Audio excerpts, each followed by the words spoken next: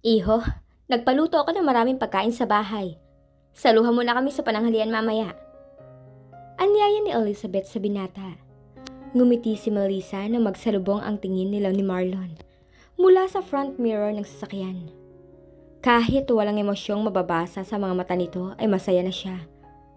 Bago pa makasagot si Marlon sa ina ni Melissa, tumunog ang kaniyang cellphone. Dad, I want ice cream! Agad na humulma ang matipid na ngiti sa labi ni Marlon pagkaranig sa boses ni Jello. Me too, Dad. I want ube flavor. Pasigaw na hiling ni Gab mula sa kabilang linya. Naku sir, bili na kanyang ina. Huwag pa kainin ng ice cream hanggat hindi pa kumakain ng tanghalian. Dinig ni Marlon ang tinig ng yaya ng mga bata at mukhang nasa tabi lang ng dalawa. Cellphone ni Melvin ang gamit ng mga ito sa pagtawag sa kanya. Nakakatiyak siya na si Melvin na ang kinukulit ng dalawa habang wala siya. Gusto kong kasalo sa pagkain si Dad. Nakalabi na sabi ni Jello. Nasira ang magandang mood ni Melissa nang marinig na ang mga bata ang kausap ni Marlon. Ngayon niya lang din nakitang masaya ang lalaki habang nakikipag-usap sa cellphone. Marlon, gusto kong kumain ng maasim. Sandaling inilayo ni Marlon ang cellphone sa tainga at tinapunan ng tingin ng dalaga. Tumingin siya kay Ben.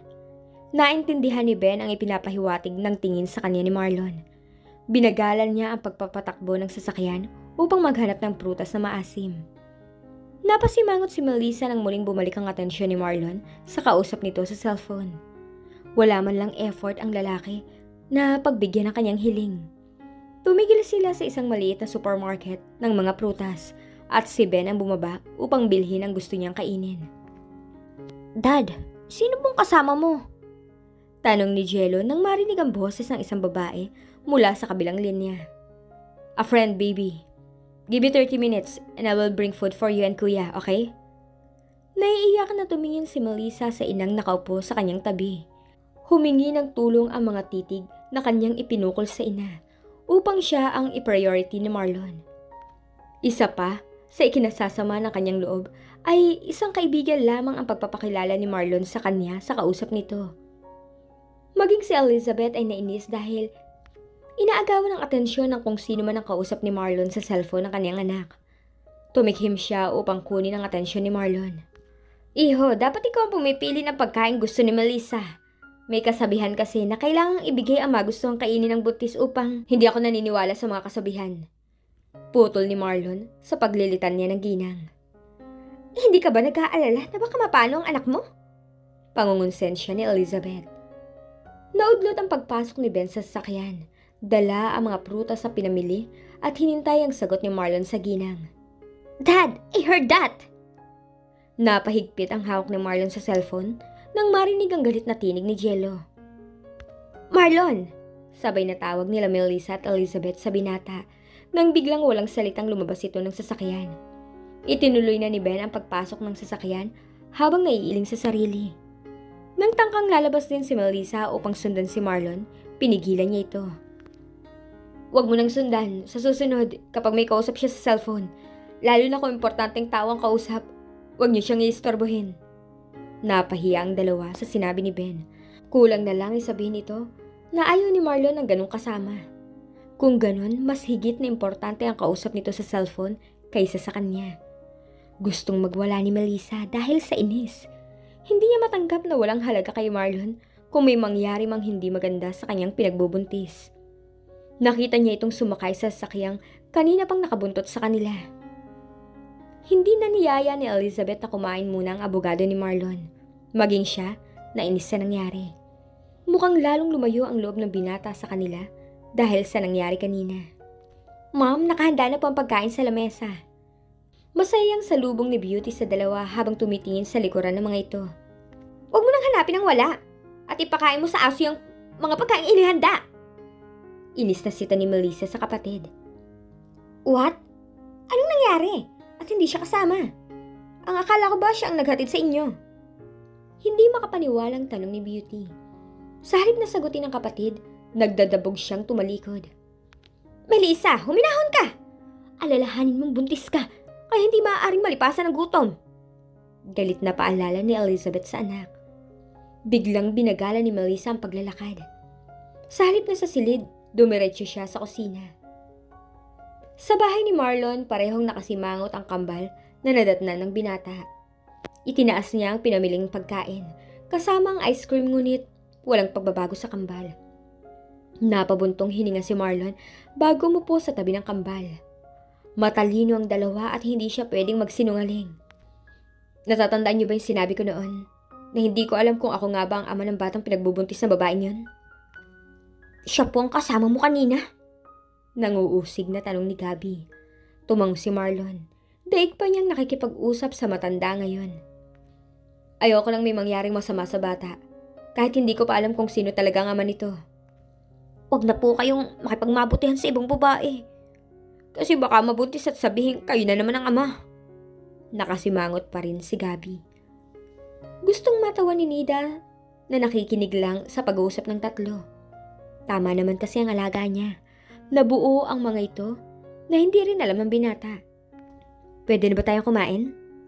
Ngumiti si Marlon sa dalawa upang hindi na magtampo pa. Mabilis na yumakap si Jello sa ama at nagpakarga papuntang dining room. Nakahinga ng maluwag si Marlon at hindi na nag-tantrums ang kambal. Madali ang mga ito kausap basta nagsasabi ng totoo. Hindi nakapagtataka kung saan nagmana ng ganung ugali ang mga ito. Mula sa opisina, napangiti si Ashley nang ibalita ni Nida na kasama ng kambal ang ama ng mga ito. Masaya na siya para sa mga anak. Paano kung malaman ng kamag-anak mong tungkol sa ama ng kambal? Tanong ni Ralph. Biglang napalis ang ngiti sa labi ni Ashley. Sa totoo lang, malaking gulo ang mangyayari kapag nalaman ng lahat. Lalo siyang pag-iinitan ng mga pinsan at palalabasing mga agaw ng lalaki. Gusto niyang matawa sa sarili. Bakit lahat na lang ng lalaking nauugnay sa kanya ay napupunta sa mga pinsan? Kung gusto mong bumalik na sa Italy, sabihan mo lang ako Pag-iiba ni Ralph ng paksa. Salamat. Kung wala ka, hindi ko alam kung anong kahihinatnan ng buhay ko. Buhay namin mag-ina noon. Dinagap ni Ralph ang palad ng dalaga. Alam mong hindi ibang tao na ang turing ko sa inyo. Nahihiyang ngumiti si Ashley sa binata. Kung natuturuan lang sana ang puso, mabuti na lang at kontento na rin ito sa pagmamahal bilang kapatid at kaibigan na kanyang kayang maibigay dito. Lumipas ang oras at tumawag si Marlon na ipinagtaka niya. Gusto mo masyal ng kambal sa mall? Ihahatid ko sila pero hindi ako maaaring lumabas ng sasakyan. Naintindihan ni Ashley ang binata. Mabuti na lang at wala na rin siyang gasinong gagawin. Namaalam siya kay Ralph at nauna na sa mall na napag-usapan nila ni Marlon. Bibili po ba kayo, ma'am? Tanong ng sales lady kay Ashley. Ngumiti si Ashley sa babae. Napatambay kasi siya sa isang boutique na mga pabango. Biglang nabura ang ngiti sa kaning labi nang mahuli ang mapang-uring tingin ng babae sa kanyang kasuotan. Simpleng long sleeve at pantalon lang ang suot niya ngayon dahil sa pagmamadali kanina. Bawal pong hawakan yan at baka mabasag niyo. Limited edition yung pabango at baka kahit isang buwan kayo magtrabaho, hindi mo kayang bayaran ang presyo niyan. Nainsulto si Ashley sa sinabi ng babae. Nakakahiya pa at may ibang nakarinig sa sinabi nito. Mukha ba siyang pulubi? At minamata siya ngayon ng isang sales lady? Ano ang problema dito?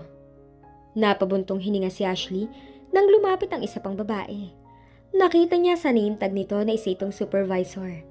Bubuka na sana ang bibig niya ngunit naunahan siya ng sales lady magsalita. Ma'am, nag-aalala po kasi ako na baka mabasag niya ang nakadisplay na pabango. Mukha namang wala siyang perang pambili. Kaya pinag-iingat ko po siya at pinagbawalan ng huwag-huwakan. Ramdam ni Ashley ang nanghuhusgaring tingin sa kanya ng ikalawang babae. Hindi na sana niya papatulan ng mga ito dahil not worth it. Pero nang mahagip ng tingin niya ang isang babaeng nakatayo sa kabilang panig ng naturang butik, nagbago ang kanyang isip. Sino nag-utos sa inyo na insultuhin ako at ipahiya ng ganito? What? Parang nabingi ang sales lady sa tanong ni Ashley. Mabilis na umalis si Beauty sa kinatatayuan nang marinig ang tanong ni Ashley. Lumapit siya rito at matapang na hinarap. Ako? Concern lang ako dahil alam kong wala kang pambayad kapag nakabasa ka dito. Kilala ng supervisor si Beauty at VIP customer nila ito, kaya naniwala siya. Miss, ang mabuti pa yung umalis ka na rito at nakakabala ka sa iba pang mga customer. Wala rin kaming oras sa isang tulad mo. Nakangising tumikwas ang kilay ni Beauty at nangiinsulto ang tingin kay Ashley. Nabalitaan niyang napaalis ito sa inuupahang bahay. Sigurado siyang wala na itong pera para sa ganito dahil sa bankrupt rin ang kumpanyang pinapasukan. Sa halip na mapahiya, ay taas noon na hinarap ni Ashley ang dalawa. Ganito ba talaga kayo mag-entertain ng customer? Ang basihan niyo na lang ba sa taong may pera ay ayon sa brand na kanilang kasuotan? Napipila ng sales lady, lalo na at nagbulungan ang ilan sa mga naroon. Kapag tumagal pa ang babae at patuloy na magsasalita, ay magiging pangit ang kanilang reputasyon. Don't touch me! Galit na iwinaksi ni Ashley ang kamay ng sales lady. Ang tangkang hahawakan siya upang palabasin. Miss, please. Huwag kang gumawa ng eskandalo dito. Umalis na po kayo bago ko patawagin ng guard upang ilabas ka dito. Matapang na pakiusap ng supervisor. Biglang huminahon si Ashley at seryosong hinarap ang nagsalita. Gusto ko makausap ang manager niyo. Namutla ang sales lady. Kinabahan at mukhang edukada naman ang babaeng minaliit. Lalong natawa si Beauty sa paglalakas loob ng pinsan. Alam niyang lalong mapapahiya ito kapag lumabas ang manager. Anong nangyayari dito? Nilingon ni Ashley ang nagsalitang lalaki. Hindi agad siya natuwa nang ngumiti ito kay Beauty. Sir, gusto daw po kayo makausap ng babaeng to. Duro ng supervisor kay Ashley. Lalo lamang uminit ang ulo ni Ashley dahil sa pailalim siyang tiningnan ng bagong dating na lalaki. Ikaw po bang manager dito? Naging magalang pa rin siya rito. Ako nga. At kung magrereklamo ka lang naman, dahil pinapalis ka dito, pagpasensyahan mo na. Pero ginagawa lamang nila ang kanilang trabaho. Hindi na nakapagtataka kung bakit ganyan ang ugali ng tauhan mo rito. Alam ba ng may-ari ng butik na to ang attitude ng kanyang tauhan? Nanguuyam na tanong ni Ashley sa lalaki. Oh dear, kung hindi mo alam, pinsan ng may-ari ng butik na ito ang kausap mo ngayon. Pinigilan ni Beauty ang matawa sa pinsan at mukhang naawa ang tinging ipinukol dito. Bakit ba kayo nag-aaksaya ng oras sa babaeng to? Tawagin niyo na ang guard at palabasin na yan, bago pa makabasag na mamahaling pabango dito. Utos ng lalaki sa kanyang tauhan. How dare you? Wala kayong karapatang insultuhin ako at maliitin ang isang customer dahil lang sa tingin niyo walang may pambibili. Idedemanda ko kayo kapag hindi niyo pinakausap sa akin ang mismong may-ari ng butik na to. Nagpupuyo sa galit si Ashley. Hindi siya makapapayag na ganituhin siya nang dahil sa kanyang pinsan. Nagpapatawa ka ba? Magdedemanda? Alam mo ba kung magkano ang gagastusin mo? At sa tingin mo, pakikinggan ka ng may-ari nito? Tingnan mo nga sarili mo. Balita ko pa pinapalayas sa kayo sa bahay na inupahan niyo. Nangiinsulto at mukhang nahihiya si Beauty para kay Ashley. Namula ang pisngi ni Ashley hindi dahil sa pagkapahiya, kundi dahil sa galit. Feeling mayaman at nagyayabang pa. Wala naman palang ibubuga. Tumatawa na sabi ng supervisor. Ma'am, umalis na po kayo na maayos at nakakaastorbo na po kayo sa mga namimili. Pakiusap ng guard na lumapit kay Ashley. Bitawan mo ang mami ko! Mariing na ipikit ni Ashley ang mga mata nang marinig ang tinig ng anak. Ayaw niya sanang makita siya ng anak sa ganitong senaryo. Napatas ang kilay ni Beauty nang makita ang anak ni Ashley. Hey little boy, mabuti naman at dumating ka na. Iuwi mo na yung ina mo at nagkakalat dito. Galit na tinitigan ni Gabby ang babaeng nagsalita at nakilala niya ito. Sa nakikitang galit sa mukha na ngayon, alam niyang may ginawang hindi magandang babae. Anong ginawa mo sa mami ko? Natuwa ang mga naroroon sa kabibuhan ng batang lalaki. Umakto itong matanda at gustong ipagtanggol ang ina. Wala akong ginagawa sa kanya. Kasalanan niya kung bakit napahiya siya rito dahil nagfe-feeling mayaman. Nagkibit balikat pa si Beauty sa bata. Mabilis na dinukot ni Gabby ang card na ibinigay sa kanya ng ama at inilabas yon. And who told you that we don't have money? We can buy everything we want, even you! Liyad ang dibdib at taas noon na ipinakita ni Gab ang hawak na gold card. Maging si Ashley nagulat sa inakto ni Gab. Hindi agad siya nakahuma nang makita ang hawak ng anak. Namilog ang mga mata ng manager nang makita ang card na hawak ng bata. Saan mo kinuha ang card na yan? Alam mo bang ilan lang ang nagmamay-ari niyan? Tiyak makukulong ang iyong ina kapag hinalap yan ng tunay na may-ari. Kaya akin na yan upang maibalik. Ouch! Nasaktan si Gab dahil sa mahigpit na paghawak ng lalaki sa kanyang kamay at pilit na kinukuha ang hawak niyang card. Sakalang natauhan si Ashley nang makitang nasaktan ang anak. Galit niyang itinulak ang lalaki na naging dahilan ng pagkawala ng balanse nito. Sabay na napahiyaw ang lahat ng naroroon nang masagi ng manager ang isang stante at mahulog ang lahat ng bagay na nakadisplay doon. See what you did? Oh my God! How can you pay for all of this now? Bulyaw ng manager sa mag-ina. Sa halip na matakot, galit na sinugod ni Gabby ang lalaki dahil dinuro-duro nito ang kanyang ina. Ngunit bago pa niya ito maabot, may humila sa kanya at sa ina. Binuhat na ni Joseph si Jello at patakbong lumapit sa isang umpukan nang marinig ang boses ni Gabby mula roon. Natagalan siya bago nahanap ito. Dumaan pa kasi sa bathroom si Jello. Kasama ang yaya ng mga ito kanina at hindi niya namalayang wala na pala ito sa kanyang tabi. Mas mabilis na tumakbo si Nida at nauna pa kay Joseph. Nandilat ang mga mata niya nang makitang pinagtutulungan ng guard ang amo at pakaladkad na hinihila ng isa pa ang kanyang alaga. Hoy! Anong ginagawa niyo? Kasabay ng pagsigaw, dinambahan ni Nida ang guard. Lalong nagkagulo at nag-ingay ang paligid dahil pinagsusuntok ni Nida ang lalaking may hawak kay Ashley. Umiyak si Jello nang makita ang nangyayari sa ina't kapatid. Ibinaba muna ito ni Joseph upang tulungan si Nida. Maging siya napasuntok na rin sa lalaki may hawak kay Gab. Natawa si Beauty habang pinapanood ang gulo. Nakatitiyak siya ngayon na sirang-sira ng pinsan at maaaring makulong. Ngunit nang makita ang isa pang lalaking tumutulong sa mga ito ay nagtaka siya. Ngayon niya lang ito nakita at mukhang malaki ang malasakit sa bata. Sa sasakyan, agad na sinagot ni Marlon ang tawag ng anak. Nangunot ang kanyang noo nang marinig na umiiyak ito. Dad! They hurt my mom and kuya! What? Where's your yaya, Nida and Joseph? Mabilis na lumabas ang sasakyan si Marlon at sobrang nag-alala sa mga anak. Hurry up, Dad! Help mommy and kuya! Lalo pang lumakas ang iyak ni Jello dahil hindi na nakikita ang kapatid at ina. Sa daming tao kasing nakapaligid sa mga ito. Napamura si Marlon nang makitang kaguluhan sa loob ng isang butik. Nang makitang buhat ni Joseph si Gabby ay bahagyang napanatag ang kanyang kalooban. Tinawagan niya ang manager ng naturang mall upang ayusin ang gulo. Nilapitan niya si Jello at kinarga ito upang ilayo pansamantala sa gulo. Humahangos na lumapit kay Marlon ang may edad ng lalaki, kasunod ang mga tauhan nito. Gusto kong likumin mo ang lahat ng sangkot sa kaguluhang ito. Matigas niyang bilin sa Ginoo bago tumalikod. Hindi siya maaaring makita ng iba dahil lalo lamang madadagdagan ng gulo. Opo, pasensya na po sa kaguluhan. Paghingi ng paumanhin ng manager sa binata.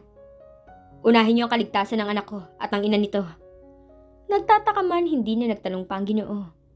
Mabilis niyang inutusan ang tauhan na sumunod sa kanya at lumapit sa kaguluhan. Let me go! I want to punch his face! Nagpumigla si Gabby mula sa pagkabuhat sa kanya ng kanilang bodyguard. Yang master, tama na po at nasuntok ko na siya. Ramdam ni Joseph ang galit ng bata. At ito ang tipo na hindi papayag na hindi makaganti. Lalo lamang namilog ang mga mata ni Beauty nang marinig ang tawag ng lalaki kay Gabby. Kailan pa naging young master ang anak ni Ashley? Isinantabi na niya muna ang gumulo sa isipan nang makita ang nangyari sa mukha ng kaibigang manager. Bigla siyang nakonsensya at nasuntok nga ito sa mukha ng lalaking may buhat kay Gabby ngayon. Hinahabong iniharang ni Nida ang sarili sa harapan ng amo upang hindi na mahawakan ng guard. Mukhang natakot naman itong lumapit pa sa kanya.